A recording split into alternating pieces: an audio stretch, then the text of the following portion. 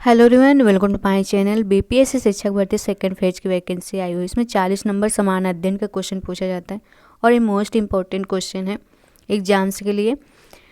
अगर आप चैनल पर नए हैं तो चैनल को सब्सक्राइब कर लीजिए, क्योंकि इस चैनल पर डेली प्रैक्टिस सेट करवाई जाती है। तो चलिए इसका पहला प्रश्न देखते हैं। पहला प्रश्न है, निम्नलिखित में से वस्तुओं एवं सेवाओं के उत्पादन के लिए आवश्यक कारक हैं।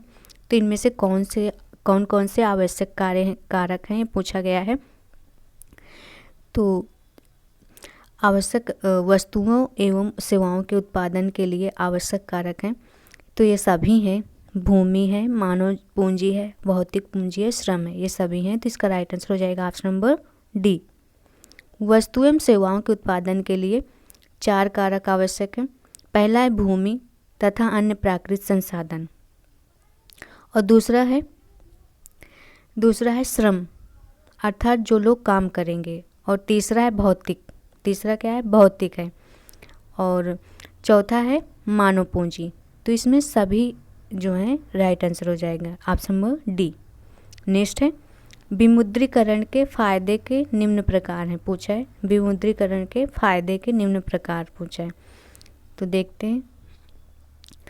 काले धन को नियंत्रित करना, तो सही है, ये काले धन को नियंत्रित करता है। और आतंक का वित्त पोषण व अवैध गतिविधि पर नियंत्रण करता है, ये भी सही है। तो ये दोनों सही हैं। तीसरा है बैंक की जमा राशि में कमी व ऋण प्रवाह में कमी।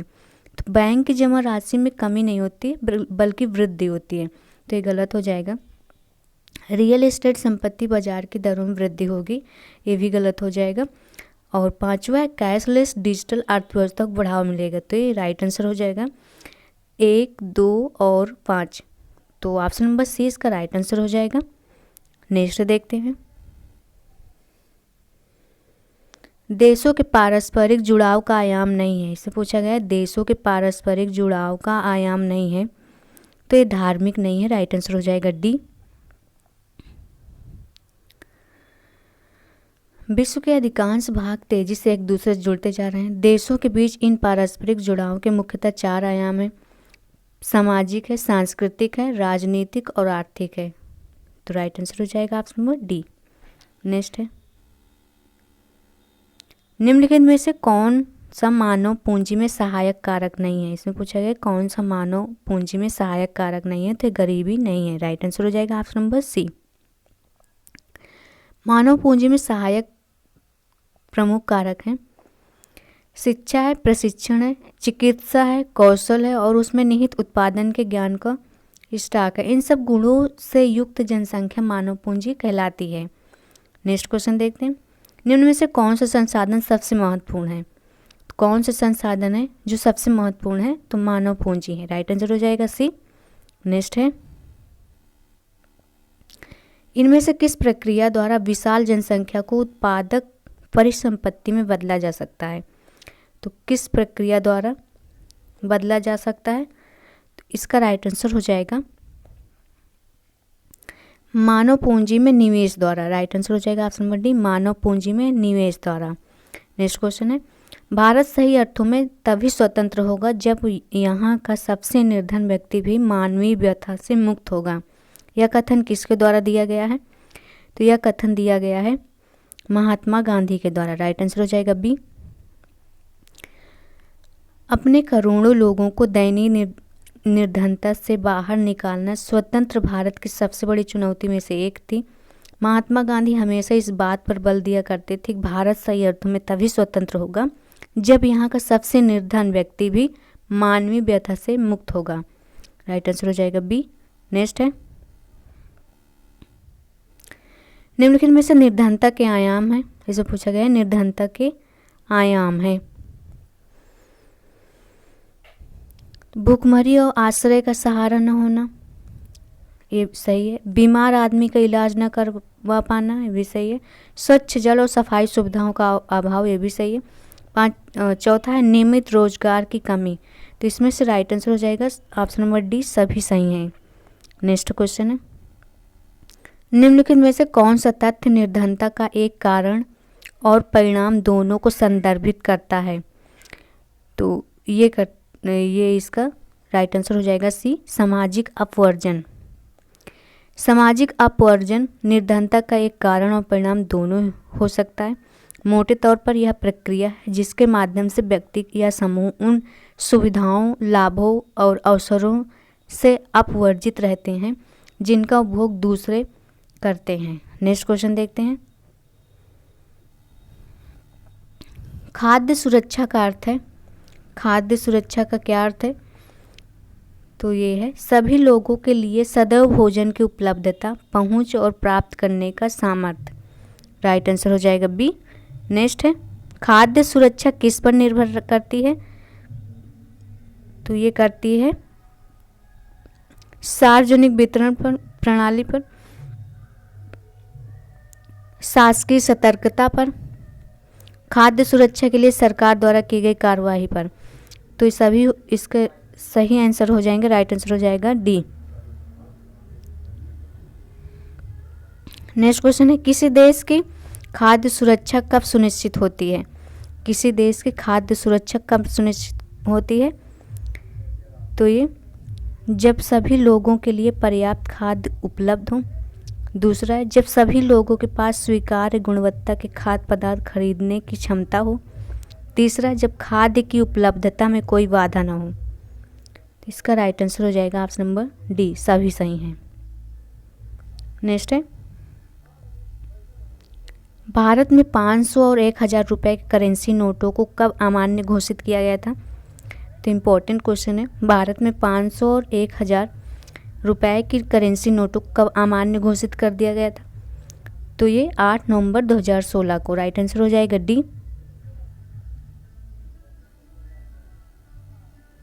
नेक्स्ट क्वेश्चन है वस्तुओं और सेवाओं के उत्पादन के लिए कितने कारक आवश्यक हैं? वस्तुओं और सेवाओं के उत्पादन के लिए कितने कारक आवश्यक हैं? तो ये हैं 4। नेक्स्ट क्वेश्चन है निम्नलिखित विकल्प पर विचार करें। नीचे कोड दिया गया है।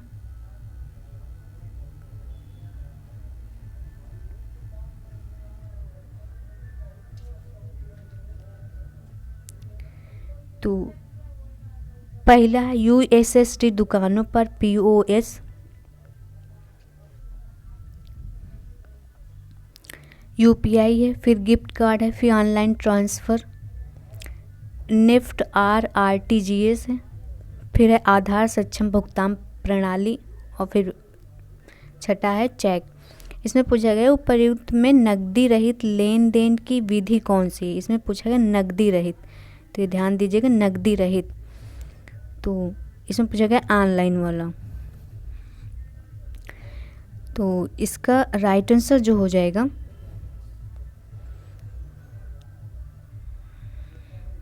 यूपीआई हो जाएगा, गिफ्ट कार्ड हो जाएगा, ऑनलाइन ट्रांसफ़र तो है और फिर उसके बाद आधार सक्षम भुगतान प्रणाली। चेक तो हो गया, मतलब नकदी हो गया ना चेक, और दुकानों पर जो होता है वो सब नकदी होता है। तो इसका जो राइट आंसर हो जाएगा ऑप्शन नंबर हो जाएगा बी।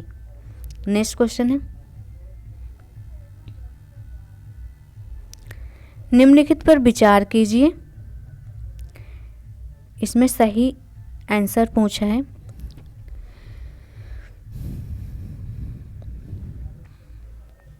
तो इसका देखते हैं कौन सा सही होगा। जब प्राकृतिक संसाधनों का उपयोग करके किसी वस्तु का उत्पादन किया जाता है तो इसे प्राथमिक क्षेत्रक की गतिविधि कहते हैं। तो सही है। द्वितीयक क्षेत्रक गतिविधि के अंतर्गत प्राकृतिक उत्पादों के विनिर्माण प्रणाली पूछा गया, इसमें दिया गया विनिर्माण प्रणाली के जरिए अन्य रूपों में परिवर्तित किया जाता है, तो ये भी सही है। तो इसमें दोनों कथन सही हैं। राइट आंसर हो जाएगा सी। नेक्स्ट क्वेश्चन है निम्नलिखित में से कौन सा कथन सत्य है? इसमें पूछा गया कौन सा कथन सत्य है। पहला है तृतीयक क्षेत्र की आर्थिक गतिविधियां स्वतः वस्तुओं को उत्पादन नहीं करती बल्कि उत्पादन प्रक्रिया में सहयोग करती हैं। दूसरा देखते हैं तृतीयक क्षेत्र को सेवा क्षेत्र कहते हैं। इसमें भी दोनों सही हैं, तो इसका राइट आंसर हो जाएगा ऑप्शन नंबर बी। नेक्स्ट है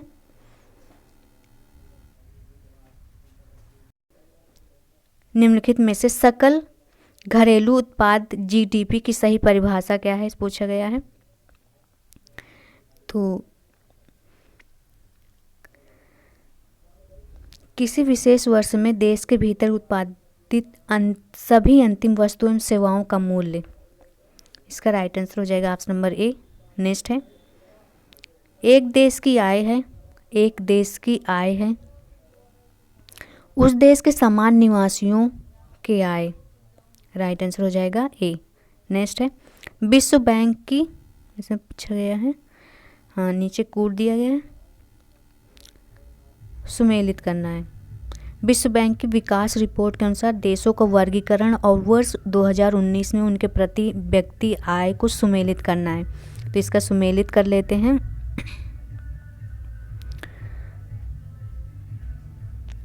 उच्च आय वाले देश का हो जाएगा थर्ड, मध्यम आय वाले देश का हो जाएगा फर्स्ट, निम्न आय वाले देश का हो जाएगा, डॉलर में दिए हैं तो इसका राइट आंसर हो जाएगा ऑप्शन नंबर सी। नेक्स्ट है, आर्थिक समीक्षा 2022 से 23 के अनुसार वर्ष 2021 से 22 अनंतिम में चालू कीमतों पर भारत की प्रति व्यक्ति आय है तो कितनी है, तो ये है 1,50,007 रुपये। राइट आंसर हो जाएगा option number C. Next question, भौतिक पूंजी के अंतर्गत कितनी मदें शामिल की गई हैं, कितनी मदें शामिल की गई हैं, 2। राइट आंसर हो जाएगा ऑप्शन नंबर ए। भारतीय मदे के अनुसार, भारतीय पूंजी के अनुसार 2 मदें शामिल की गई हैं, अस्थायी पूंजी और क्रियाशील पूंजी। नेक्स्ट क्वेश्चन देखते हैं, वैश्वीकरण को परिभाषित किया गया है, वैश्वीकरण को परिभाषित किया गया है बहुराष्ट्रीय कंपनियों के विदेशी व्यापार के रूप में भी है, विदेशी निवेश के माध्यम से देशों के बीच एकीकरण के रूप में, दोनों के रूप में किया गया है। राइट आंसर हो जाएगा सी। नेक्स्ट है, उपभोक्ता के रूप में लोगों द्वारा उपभोग की जाने वाली वस्तुएं होती हैं तो ये होती हैं अंतिम वस्तुएं। राइट आंसर हो जाएगा सी। नेक्स्ट है, भारत में किस दशक से व्यवस्थित रूप से उपभोक्ता आंदोलन का उदय हुआ था, तो किस दशक से व्यवस्थित रूप से उपभोक्ता का आंदोलन का उदय हुआ था, तो ये हुआ था 1960 के दशक से। राइट आंसर हो जाएगा ए। नेक्स्ट है, धान की खेती के लिए उपयुक्त भूमि है, धान की खेती के लिए उपयुक्त भूमि कौन सी है, ऊसर भूमि है, सॉरी सिंचित भूमि है, ऊसर नहीं होगा, ऊसर में कुछ होता ही नहीं, सिंचित भूमि है। राइट आंसर हो जाएगा ऑप्शन नंबर ए। नेक्स्ट है, वर्तमान में भारत में महानगरों की संख्या कितनी है, महानगरों की संख्या कितनी है, तो ये है 27। राइट आंसर हो जाएगा ऑप्शन नंबर ए। नेक्स्ट है, बाजार किसे कहते हैं, इसमें पूछा गया है बाजार किसे कहते हैं, तो बाजार कहते हैं ऐसा क्षेत्र जहां क्रेता विक्रेता वस्तुओं के क्रय विक्रय हेतु निकट संपर्क में आते हैं, इसे बाजार कहते हैं। राइट आंसर हो जाएगा option number C. Next question देखते हैं, मोहल्ला दुकानों की विशेषता है, मोहल्ला दुकानों की विशेषता है, तो मोहल्ला दुकानों की क्या विशेषता है, ये दुकानें अक्सर पक्की व अस्थायी होती हैं। राइट आंसर हो जाएगा ऑप्शन नंबर ए। नेक्स्ट है, सतत विकास लक्ष्य 12 संदर्भित करता है, इसमें दिया गया है सतत विकास लक्ष्य 12 संदर्भित करता है,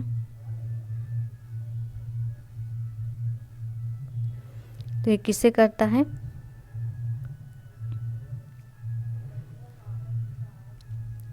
उपभोग और उत्पादन के संवहनीय स्वरूप सुनिश्चित करना। राइट आंसर हो जाएगा सी। नेक्स्ट है, कपास के पौधे में लगने वाला फल जिसमें रुई भरी होती है उसको किस नाम से जाना जाता है, मोस्ट इम्पोर्टेंट क्वेश्चन है, पूछा गया क्वेश्चन है, तो इसे कहते हैं डोडे। राइट आंसर हो जाएगा ए। नेक्स्ट है, वह फैक्ट्री जहां रुई के गोलों से बीज अलग किए जाते हैं उन्हें क्या कहा जाता है, उन्हें कहा जाता है जिनिंग मिल। राइट आंसर हो जाएगा बी। नेक्स्ट है, पौधे से परिष्कृत उत्पाद तक के रूपांतरण में कितने प्रकार की आर्थिक क्रियाएं सम्मिलित हैं, कितने प्रकार की आर्थिक क्रियाएं सम्मिलित हैं, तो यह हैं 3 प्रकार की। राइट आंसर हो जाएगा बी।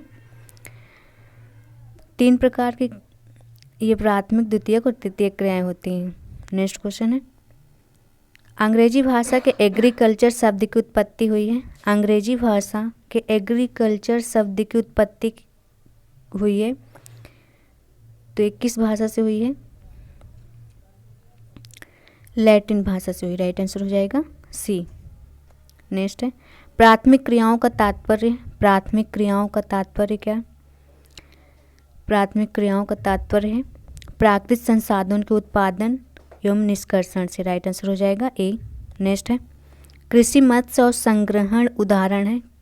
कृषि मत्स्य और संग्रहण उदाहरण है तो ये है प्राथमिक क्षेत्र से है। नेक्स्ट है, राष्ट्र का सबसे बड़ा संसाधन क्या है? राष्ट्र का सबसे बड़ा संसाधन क्या है? राष्ट्र के लोग हैं। नेक्स्ट है, मानव संसाधन किसे कहते हैं? मानव संसाधन किसे कहते हैं? मानव संसाधन किसे कहते हैं? तो ये कहते हैं स्वस्थ, शिक्षित और प्रशिक्षित व कुशल लोगों को। राइट आंसर हो जाएगा डी। नेक्स्ट है, कच्चे माल को लोगों के लिए अधिक मूल्य के उत्पादों के रूप में परिवर्तित करने की क्रिया क्या कहलाती है? तो ये कहलाती है द्वितीयक क्रियाकलाप। राइट आंसर हो जाएगा बी। नेक्स्ट है, निम्न में से किस आधार पर उद्योग का वर्गीकरण नहीं किया जाता है? किस आधार पर उद्योग का वर्गीकरण नहीं किया जाता है? लागत पर नहीं किया जा सकता। राइट आंसर हो जाएगा बी। अगर वीडियो अच्छी लगी हो तो लाइक कर दीजिएगा और चैनल को सब्सक्राइब कर लीजिएगा।